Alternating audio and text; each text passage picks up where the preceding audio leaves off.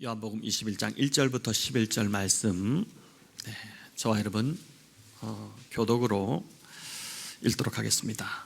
21절 제가 먼저 읽겠습니다. 그 후에 예수께서 디베랴 호수에서 또 제자들에게 자기를 나타내셨으니 나타내신 일은 이러하니라.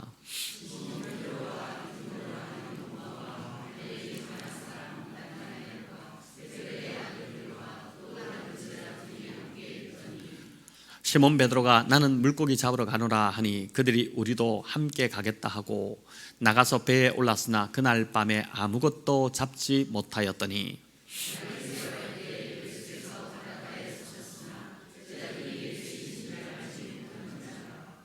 예수께서 이르시되 얘들아 너희에게 고기가 있느냐 대답하되 없나이다.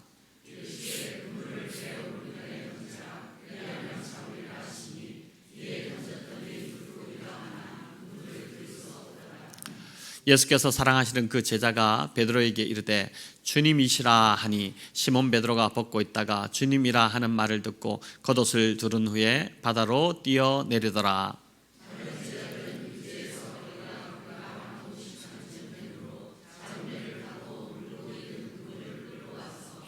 육지에 올라보니 숯불이 있는데 그 위에 생선이 놓였고 떡도 있더라.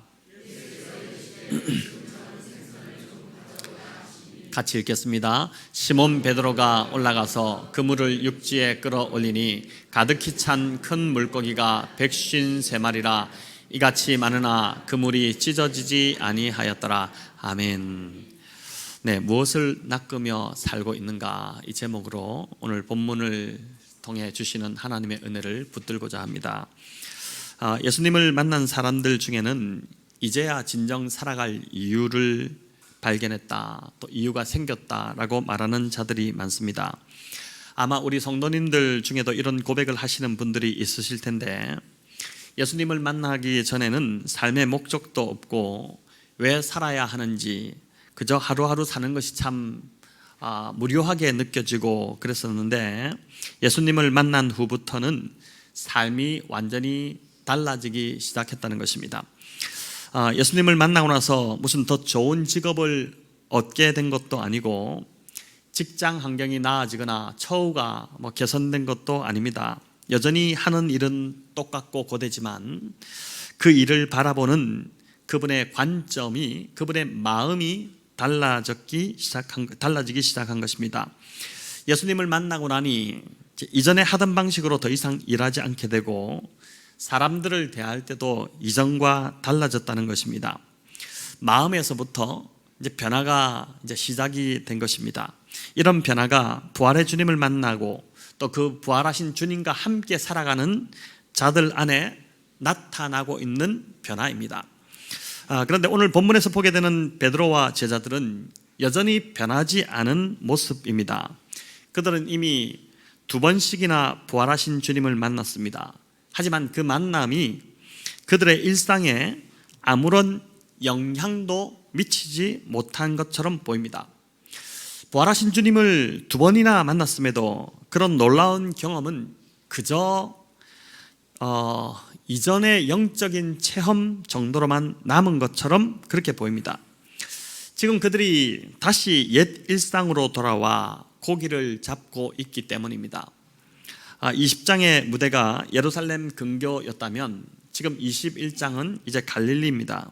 21장 1절을 보니까 디베랴 호수에 우리 주님께서 제자들에게 다시 나타나셨다 이렇게 되어 있는데, 디베랴 호수는 갈릴리 호수의 또 다른 명칭이죠. 부활하신 주님을 이제 2번씩이나 만났지만 제자들은 다시 예전 생업으로 돌아와 지금 물고기를 잡고 있습니다. 그리고 그 일상 속에는 부활하신 예수님이 없었습니다. 제자들이 갈릴리로 오게 된 이유는 예수님께서 부활하신 후에 내가 너희들을 갈릴리에서 보겠다 이렇게 이제 말씀하셨고 또 여인들을 통해서도 말씀하셨기 때문에 그 말씀을 듣고 갈릴리로 돌아왔다고도 볼 수 있고, 사실은 그것보다는 위험한 예루살렘을 벗어나 안전한 곳으로 피신하고자 한 것이 더 큰 이유였을 것입니다. 예수님의 부활로 지금 로마 당국과 종교 지도자들은 극도로 예민해진 상태였고, 화가 예수님을 추종하던 이 제자들에게 미칠 상황이 되었기 때문입니다. 더군다나 부활하신 주님은 제자들이 들을 때 참 이해할 수 없는 말만 하셨습니다. 내가 이제 부활했으니 염려하지 마라. 내가 이제 이전처럼 너희들을 다시 이끌겠다. 그리고 로마를 어떻게 내가 해보겠다. 이런 말씀을 기대했지만 주님이 제자들에게 하신 말씀은 나는 이제 아버지께로 돌아갈 것이다. 나는 이제 하나님 아버지께로 돌아간다. 너희를 다시 보지 못한다. 이런 말씀만 하시니 제자들이 굉장히 혼란스러웠던 것이죠. 그러니까 이것도 저것도 아닌 것 같은 상황에서 제자들은 어찌할 바를 모르고 그냥 옛 생업으로 돌아가 버린 것입니다. 하지만 일이 손에 쉽이 잡히지 않았습니다. 물고기 그물을 잡는 것도 3년간 쉬었기에 쉽지 않았을 것이고 무엇보다 복잡한 이 신경으로 인해 잘 집중이 되지 않았을 것입니다. 그런데 그날 밤새 그물을 내렸지만 고기마저 잡히지 않았습니다. 3절은 그 밤에 아무것도 잡지 못하였더라 그렇게 기록하고 있죠. 허탕을 친 것입니다. 밤새 고생했지만 허탕을 친 것입니다. 배에 탄 7명의 제자들은 평생을 업으로 잔뼈가 굵었던 사람들이죠.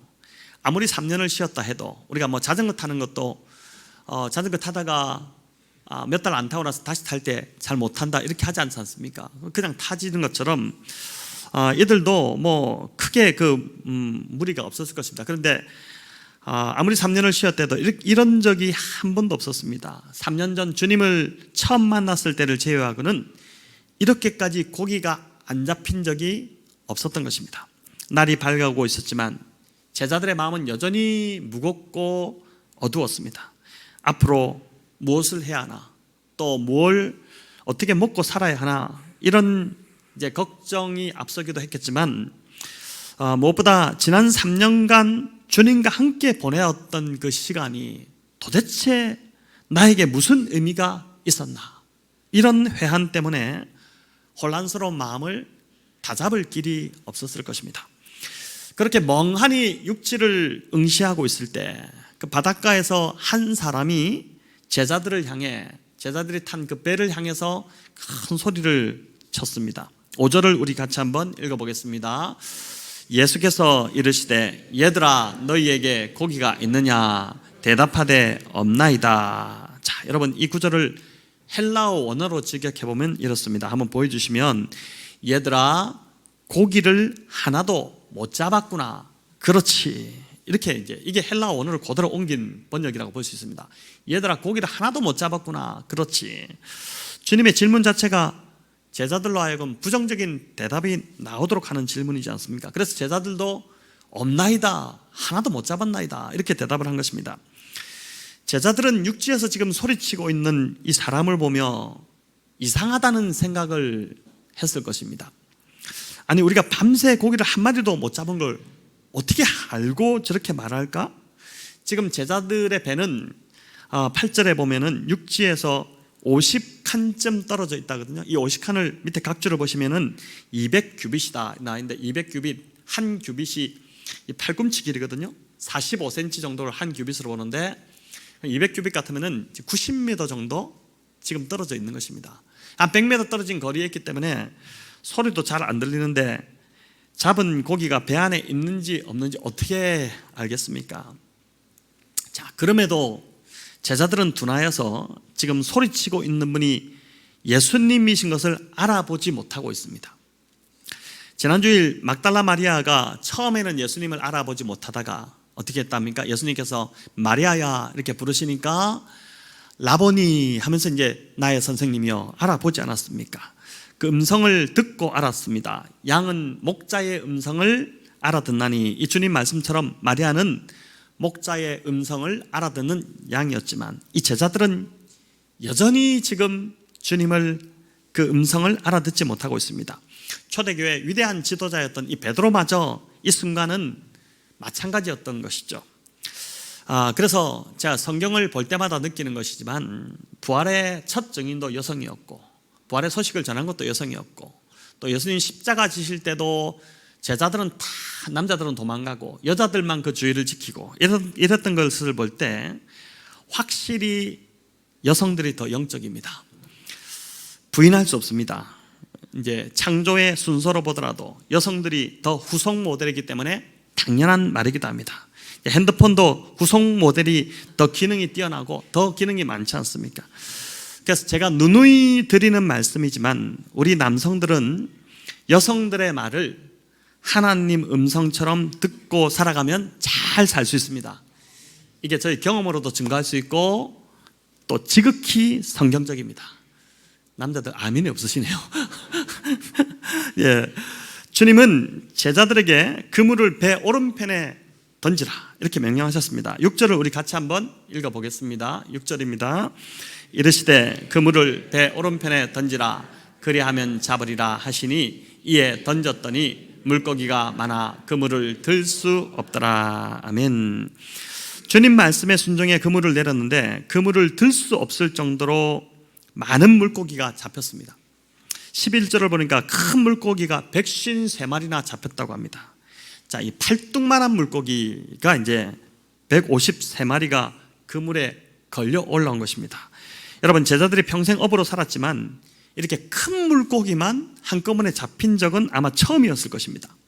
상식적으로 여러분 생각해 보십시오. 바다에 그물을 내리면 다양한 종류의 물고기가 다양한 크기로 잡혀 올라오지 팔뚝만한 물고기만 한꺼번에 153마리가 이렇게 잡혀오는 경우는 거의 이건 불가능한 일이지 않습니까? 그런데 또 왜 하필 잡힌 물고기 숫자가 153마리였을까요? 153. 여러분, 이 153을 가지고 한 기업가가 이제 볼펜에 적용해서 모나미 153 볼펜을 만들어내기도 한 그 신앙적으로 여기서 가져온 겁니다. 근데 지난 2000년 동안 여기에 대한 성경학자들의 해석이 참 분분했습니다. 그냥 이 153 숫자에 불과하기에 숫자에 크게 의미를 부여하지 않는 게 그게 낫다, 뭐 연연하지 않아야 한다 이런 주장도 있었고, 또 요한복음을 볼 때 요한은 특별한 의미를 부여할 때만 이제 특정 장소나 시간이나 숫자를 밝히는 그런 이제 특성들이 요한복음의 구조상 있기 때문에 이거는 그냥 의미 없이 적은 숫자는 아닐 것이다 이렇게 보는 것입니다. 어떤 학자는 그래서 이제 베드로의 이름을 바요나 시모나 이렇게 주님이 말씀하시기를 이제 시몬 요나라는 뜻인데 시몬 요나의 철자를 환산하면 이 숫자로 다 이제 게마트리아 뭐 진법 이렇게 해가지고 이제 숫자로 환산하지 않습니까? 그래서 환산하니까 153이 나온다고 주장하기도 합니다. 시몬에 해당하는 알파벳 숫값이 118이고 요나에 해당하는 숫값이 35입니다. 그래서 이 둘을 합하면 153이 된다. 너무나도 놀라운 발견이다 이렇게 하는데, 그래서 뭐 어쨌다고 이제 이렇게 되는 것이죠. 그럴듯해 보이지만은 여기에 별다른 더 의미를 찾기가 힘든 것입니다. 그래서 153에 담긴 가장 신빙성 있는 해석은 초대 교보였던 아주 탁월한 성경 해석가였던 그 오리겐이 주장한 내용인데, 오리겐이 뭐라고 했냐면 예수님 당시에 알려져 있던 물고기 종류가 모두 153마리였다는 것입니다. 자, 이렇게 볼 때 베드로와 제자들이 던진 그물 안에 모든 종류의 물고기가 다 담겼다는 것입니다. 자, 이를 인생으로 표현한다면 이게 어떤 의미로 전달되냐면은 충만하게 채워진 인생, 만족함이 있고 풍성하며 부족함이 없는, 그래서 기쁨이 넘치는 상태, 즉 부활의 주님을 만나서 그 부활의 주님의 말씀에 그대로 순종했을 때 인생의 그물에 그런 풍족함이 열리는 상태를 지금 153이라는 숫자를 가지고 표현하고 있다고 보는 것입니다. 아마 가장 좀 설득력 있는 해석이지 않을까 싶습니다. 또 11절에 보면 그물이 찢어지지 않았다는 표현이 나옵니다. 요한이 이렇게 자세하게 표현해 놓은 것이 참 재밌지 않습니까? 그물이 찢어지지 않았다는 것은 잡은 고기가 하나도 빠져나가지 않았다는 것입니다. 힘겹게 수고했는데, 여러분 평생을 힘겹게 수고했는데 그물이 찢어지면 무슨 소용이 있겠습니까? 헛수고뿐이지 않겠습니까? 예수님 없는 우리의 인생이 이럴 수 있다는 것입니다. 데자부 같은 장면이 누가복음 5장에 나오지 않습니까? 베드로가 처음 예수님을 만났을 때, 그때도 헛탕을 쳤죠. 밤새 고기를 잡았지만 주님이 나타나셔서 그물을 내려라, 다시 내려라 했을 때 베드로가 순종해서 그물을 내렸는데 그때는 그물이 찢어졌습니다. 여러분 그 성경을 보면 누가복음 5장에 보면 그물이 찢어졌더라 이렇게 나와요. 예수님을 만나기 전에 인생은 그렇게 이제 그물이 찢어지는 인생이었는데, 주님을 만난 이후의 제자들의 삶은 그 수고한 것이 결코 새어나가지 않는, 헛수고가 되지 않는 그런 인생이 된다는 것입니다. 여러분 어떻습니까? 이제 인생을 열심히 살았고 대단히 많은 것을 잡은 것 같았는데 나중에 보니까 다 빠져나가고 남은 것이 하나도 없다면, 꽉 찬 인생인 줄 알았는데 텅 빈 인생이 되었다면, 여러분 이 말년에 얼마나 인생 말년에 그 삶이 허무해지겠습니까? 세대로 교회를 담임하시는 그 양승원 목사님, 바이디온 이런 선교회를 하시고 어린이 교육에 참 탁월하신 앞서가는 목사님이신데, 이 목사님이 자신의 교회 성도님을 신방하던 중에 나누었던 그 한 이야기, 성도의 이야기를 이 텅 빈 그물을 보여주는 참 좋은 예가 되어서 제가 좀 나누고자 하는데, 이분이 이제 강집사님이란 분입니다. 이분이 지금은 위암으로 세상을 떠나셨습니다. 근데 병상에 있을 때 목사님이 신방을 갔는데 이런 이야기를 하시더랍니다. 목사님, 제가 목사 아들이란 사실을 아셨습니까? 이 말을 하자 목사님이 깜짝 놀라서, 그러실 리가요. 집사님은 우리 교회에 오셔서 집사님이 되셨고 이제 막 구원의 즐거움으로 주님을 지금 섬기고 있는 것으로 알고 있는데 집사님이 목사 아들이시라니요. 이렇게 이제 놀란 것이죠. 그 놀란 목사님에게 이분이 자기 이야기를 꺼내기 시작하더랍니다. 제 부친은 사실 복음 전파가 어려운 지역을 골라 개척교회만 하시던 목사님이셨습니다. 허구한 날 우리 가족은 굶고 헐벗었습니다. 그럼에도 매일 아침 아버지는 우리를 붙잡아 놓고 가정예배를 드렸는데 가정예배의 결론은 매일 똑같았습니다. 예수님을 붙잡으면 다 붙잡는 것이고 예수님을 놓치면 다 놓치는 거다. 저는 그 말이 너무 지겨웠고 아버지의 말이 틀렸다는 사실을 증명하고 싶었습니다. 어느덧 그게 제 삶의 목적이 되었습니다. 그래서 어린 시절 저는 교회와 집을 뛰쳐나왔고 고학을 했습니다. 그렇게 어렵게 대학에 들어갔고 노력하여 그 어렵다는 외무고시에 합격을 했습니다. 한국 사람들이 독재 정권 밑에 짓밟힌 그 어두운 때에도 저는 세계를 다니며 외교관으로 살았습니다. 오직 저의 꿈은 우리 아버지가 나를 키운 것처럼 나는 내 자식을 그렇게 키우지 않겠다는 것이었습니다. 최고의 음식, 최고의 집, 최고의 교육, 최고의 삶의 여건, 최고의 옷, 나는 정말 우리 아이들에게 최고의 것만을 주었습니다. 그리고 그 아이들은 지금 외국의 유수한 대학의 교수로서 명성을 떨치고 있습니다. 저는 생각했습니다. 아버지 보셨죠? 예수 없이도 나는 해냈습니다. 그런데 제가 이제 하나님 앞에 서야 할 입장이 되어보니 이건 아니라는 생각이 들었습니다. 고치지 못할 병에 제가 들었습니다. 이제 얼마 안 있으면 세상을 떠나야 한다는 것을 알고 있습니다. 가만히 생각해 보니까 나는 분명 천국에서 깨어나겠지만 우리 아이들은 천국과 관계가 없을 것 같습니다. 그래서 아이들에게 국제전화를 했습니다. 얘들아, 예수님을 붙잡으면 다 붙잡는 거고 예수님을 놓치면 다 놓치는 거란다. 저희 아버지가 저에게 늘 하셨던 말씀이고 제가 제일 싫어했던 이 소리를 제가 저희 아이에게 처음으로 전한 것입니다. 그런데 그 이야기를 듣던 제 아들이 제가 하는 낯선 말에 당황하며 말합니다. 아버지 많이 약해지셨나 보네요. 평소에 안 하시던 말씀을 다 하시고요. 나의 가난뱅이 아버지는 제게 가장 중요한 것을 주고 가셨지만 부자 외교관 아버지인 저는 자식들에게 정말 중요한 것을 남겨주지 못하고 떠나야 할 것 같습니다. 그것이 정말 가슴이 아픕니다. 나는 내 아이들에게 다 준 것 같았는데 실은 아무것도 해준 것이 없다는 사실을 이제야 깨닫습니다. 우리 아버지가 옳았습니다. 이렇게 속내를 털어놓았다는 것입니다. 성도 여러분, 이 간증을 들으며 어떤 생각이 드십니까? 나 역시 인생을 열심히 살았다고 살았지만 지금 와서 보니까 빈 그물만 덩그러니 남아 있는 것 같지 않으십니까? 그물이 찢어져 있어서 그동안 내가 그렇게 열심히 잡았던 것들이, 내가 그동안 열심히 그렇게 붙잡고자 했던 것들이 다 빠져나가고 지금 텅 비어있는 것 같지 않으십니까? 제자들은 비록 3년간 쉬었지만 여전히 고기잡이의 전문가들이었습니다. 또 시간도 새벽이라 고기 잡기가 가장 좋은 때였습니다.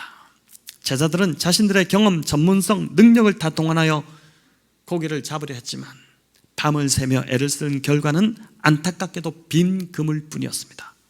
이는 여러분, 우리의 인생을 잘 보여주는 그림이라고 할 수 있습니다. 십자가를 지시기 전 주님은 요한복음 15장을 통해 마지막으로 요한과 같은 비유를 들려주셨죠. 포도나무 비유가 그것입니다. 2주 전에 제가 설교로 말씀을 드렸던 내용이기도 합니다. 가지가 열매 맺는 비결은 단 한 가지라고 말씀드렸죠. 포도나무에 그저 붙어 있는 것입니다. 가지는 절대 스스로 열매를 맺을 수 없습니다. 포도나무에 붙어 있어야 열매를 맺는 것입니다. 그래서 주님은 나를 떠나서는 너희가 아무것도 할 수 없다, 그 말씀을 우리에게 주셨던 것이죠. 예수님이 내 인생에 찾아오셔야 비로소 내 인생이 시작되고 참된 열매가 맺히게 된다는 것입니다. 오늘 설교 제목이 무엇을 낚으며 살고 있는가 라는 제목인데, 성도 여러분, 여러분은 지금 무엇을 잡기 위해 살고 있는 것 같습니까? 또 지금까지 내 인생을 통해 도대체 무엇을 낚으신 것 같습니까? 예수님을 만나기 전 베드로는 고기를 많이 잡는 것, 그게 그의 목적이었을 것입니다. 어부였기 때문에. 그래서 이왕 어부로 사는 것, 갈릴리에서 가장 최고의 어부라는 소문 한번 내자, 이게 목표였겠죠. 마태복음을 기록했던 세리 마태는 돈을 다루는 자였기 때문에 세리였지 않습니까? 돈이 그의 최고의 목표였을 것입니다. 바울은 예수님을 만나기 전 얼마나 잘 나가는 사람이었습니까? 가말리엘 문화에서 최고의 학파, 우리로 말하면 오늘날 하버드나 그 이상에 되는 학교에서 가장 우수한 학생으로, 그래서 율법을 지키는 것에 있어서도 따라올 자가 없다라는 명성을 얻었던 자였습니다. 인정과 명예가 이 바울이 평생 낳고자 했던 그런 것이 아니겠습니까? 여러분, 인생을 보니까 다 비슷합니다. 특별한 게 없습니다. 예수님을 만나기 전에 인생이 추구하는 것은 거의 다 비슷한 것 같아요. 명예, 부, 또 무슨 사람들의 인정, 권력, 이런 것들입니다. 제자들도 다를 바가 없었습니다. 제자들도 그랬습니다. 돈을 쫓고, 또 명예를 쫓고, 명성을 쫓고, 인기를 쫓고, 인정을 받기를 원하고, 그런 것들이었죠. 하지만 부활의 주님을 만난 제자들, 세 번째 찾아오셔서 그들을 만나주신 그 주님을 만나자 그들의 삶은 비로소 인생의 목적이 바뀌게 되었던 것입니다. 그들의 평생 낚았던 것이 돈과 명성과 인기였다면 이제 그들은 사람을 낚는 업으로, 그 부르심 가운데로 나아가고 인생 목적이 바뀌게 되었다는 것이죠. 성도 여러분, 어떠신 것 같습니까? 부활의 주님을 다 만나셨을 건데, 부활의 주님을 만났다고 지금 이렇게 자부하실 텐데, 그렇다면 삶의 의미와 목표를 지금 어디에 두고 살아가고 있으십니까? 지금 여러분 무엇을 잡고자 그렇게 달려가고 계십니까? 지금 여러분은 무엇을 낚으며 살아가고 있는 것 같으십니까? 사람을 낚는 업으로의 부르심은 결코 제자들에게만 해당되는 것이 아닙니다. 물론 목사나 선교사에게만 해당되는 게 아닙니다. 여러분, 사람을 낚기 위해서 내가 지금 직업을 포기하고 무슨 신학교를 가야 되거나 선교지를 가야 되는 것 아닙니다. 이는 그리스도인이라면 보편적으로 누구에게나 주어진, 누구에게나 해당되는 부르심인 것입니다. 우리 모두는 다 다른 직업을 가지고 살아가고 있고 살아가는 모습도 다 제각각입니다. 하지만 모두가 예외 없이 공동의 부르심으로 우리가 부르심을 받았는데 바로 사람을 낚는 부르심입니다. 한 영혼에게 복음을 전해 그 사람이 예수님을 믿고 구원을 얻도록 하는 그 부르심을 저와 여러분이 다 받았다는 것입니다. 성도 여러분, 부활하신 주님이 예루살렘 성전에 오시지 않았고 제자들이 물고기를 잡는 그 거친 현장에 우리 주님이 찾아오셨다는 것을 여러분 기억하실 필요가 있습니다. 우리로 말하면 땀 흘려 일하는 나의 그 일터에, 그 자리에 찾아오신 것입니다. 교회 봉사나 섬김, 또 예배나 기도의 자리에서만, 오늘 같은 이렇게 예배드리는 이런 자리에서만 주님이 우리를 찾아오시는 것이 아닙니다. 주님은 그런 자리에도 당연히 찾아가시겠지만은 내가 정말 힘들어하고 내가 정말 욕 들어먹고 창피를 당하고 또 막 자존감이 낮아지고 힘들어하고 때로는 출근하기 싫고 불평을 막 내뱉고 때로는 나 자신을 막 저주하고 그래서 너무 지겨워서 그만두고 싶은 바로 그런 힘든 일터의 자리에 우리 주님이 오늘 찾아가신다는 것입니다. 설교 서두에 예수님을 바르게 만난 자들은 삶의 관점이 달라진다는 말씀을 드렸습니다. 일이 달라지거나 환경이나 처우가 달라진 것이 없음에도 예수님으로 인해 내 마음이 천국이 되고 내 마음이 바뀌다 보니까 다른 사람을 바라보는 것이나 내 일을 바라보는 관점이 완전히 바뀌게 되는 것입니다. 제가 좋아하는 이제 워싱턴 사김의 교회를 담임하는 김영목 목사님 자기 교인의 이야기를 그 책에 이제 외과 의사인 성도의 이야기를 소개했는데 그 내용을 좀 같이 나누고자 합니다. 이 성도가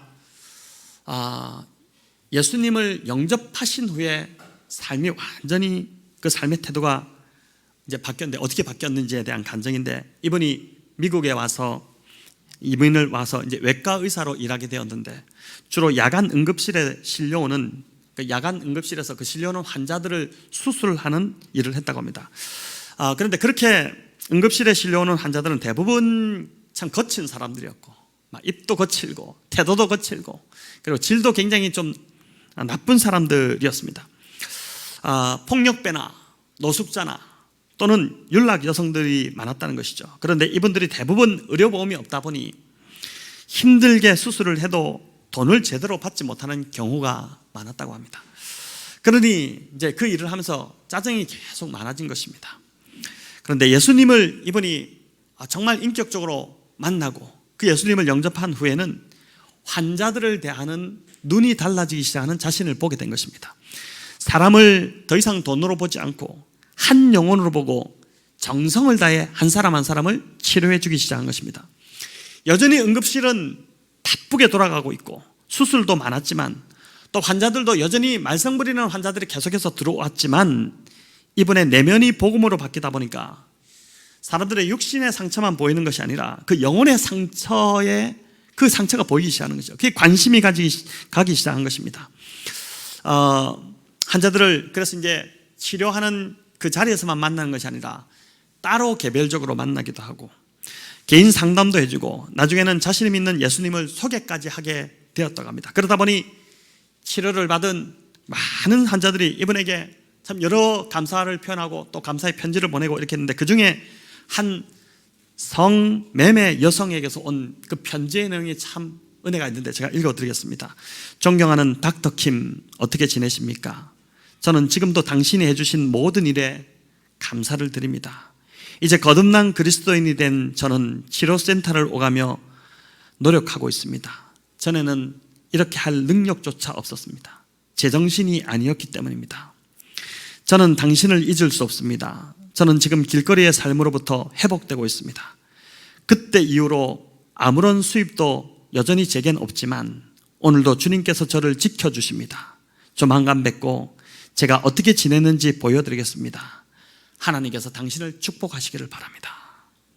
여러분, 이분이 이 외과의사 선생님이 예수님을 만나기 전에는 의료 행위를 단지 돈을 버는 수단, 돈을 낚는 그 일을 했었지만 이제는 영혼을 낚는 자로 변화가 된 것입니다. 그로 인해 많은 영혼들이 건져내어지고 있고 이는 돈이 주는 기쁨과 비교할 수 없는 그런 기쁨과 만족을 지금 누리고 있다는 것입니다. 저는 이분뿐만 아니라 저와 여러분도 삶의 현장에서 얼마나 우리 삶의 현장이 거칩니까? 팍팍하지 않습니까? 그 현장에서 사람을 낚는 일에 쓰임받을 수 있다고 믿습니다. 주님은 그것 때문에 제자들 그 현장으로 찾아가신 것입니다. 내가 어떤 직업을 가지고 있던 무슨 일을 하고 있던 그곳에서 사람을 낚는 일이 저와 여러분의 삶의 목표가 된다면 우리의 삶은 참 기쁨과 만족으로 채워지기 시작할 것입니다. 어제 저는 강도사님들과 이제 토요일 날이라서 점심을 먹고 교회로 들어오는데 1층 엘리베이터에서 택배 기사님이 박스 3개를 큰 박스 이렇게 3개를 급히 밀어넣은 것입니다. 문이 닫히다 보니까 몸은 밖에 있고 바쁘다 보니까 박스부터 먼저 밀어넣은 것인데 저와 이렇게 눈이 마주치자 혹시 교회냐고 물으신 것입니다. 이분이 늘 오시는 분이 오다 보니까 제가 교회 목사인 걸 이제 아시고 저를 보았다 보니까 이제 보는데 순간 제가 교회로 온 택배인 것 같아서 그렇다고 하면서 저희가 가지고 올라가겠다 이렇게 한 것입니다. 그랬더니 이분이 지금 너무 바쁜데 그렇게 해주셔서 정말 감사하다고 하면서 거듭 인사하며 사라지셨습니다. 여러분 사실 아무것도 아닌 것입니다. 하지만 그 작은 배려가 그 순간 그분에게 천국을 안겨주었다고 저는 믿습니다. 왜냐하면 문이 닫히는 그 짧은 순간 좁은 문 사이로 그분의 미소 짓는 얼굴을 제가 보았기 때문입니다. 그러니까 안도하는 표정을 제가 본 것입니다. 상대에게 불안을 조성하고 괜한 두려움을 주는 것이 아니라 상대를 안심시키고 평안을 끼치는 것, 그래서 기쁨을 준다면 바로 그것이 복음으로 사람을 낚는 일이 될 것입니다. 그래서 그리스도인들이 정말 하지 말아야 할 것이 있는데 그게 뭐냐면은 갑질입니다. 여러분, 식당이나 상점 같은 곳에 가서 가진 티 내고 사람을 업신여긴 그 일들은 해서는 안 될 것입니다. 사실 별로 가진 것도 없는데 가진 티 내고 그래요. 진짜 많이 가진 사람들은 절대 그런 거 티 내지 않죠. 근데 이제 그렇게 사람을 업신여기고 하는 것이죠.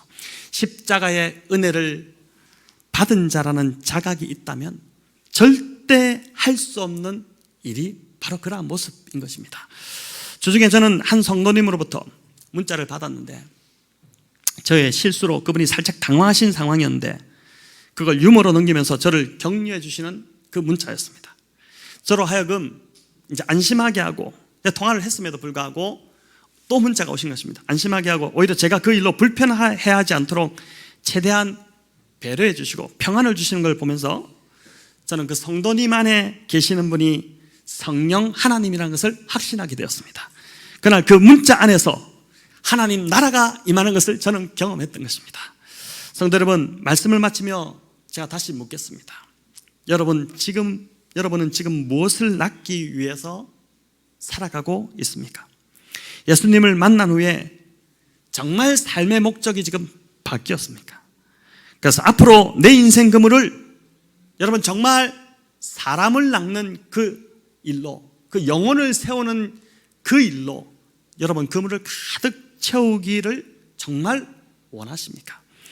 오늘 이 말씀 앞에서 내 인생이 텅 빈 그물처럼 느껴지신다면 남은 인생을 사람을 낚는 업으로 살아가겠다는 그런 결단하며 기도하시면 좋겠습니다. 한 영혼을 세우고 구원하는 일에 우리의 삶을 드릴 때 여러분 정말 저와 여러분의 삶은 기쁨과 의미와 보람과 만족으로 가득 채워지게 될 것입니다. 남은 삶, 우리의 그물이 정말 차고 넘치고 또 교회의 그물도 차고 넘치는 그러한 충만한 은혜가 우리 모두에게 있기를 우리 주님의 이름으로 축원합니다.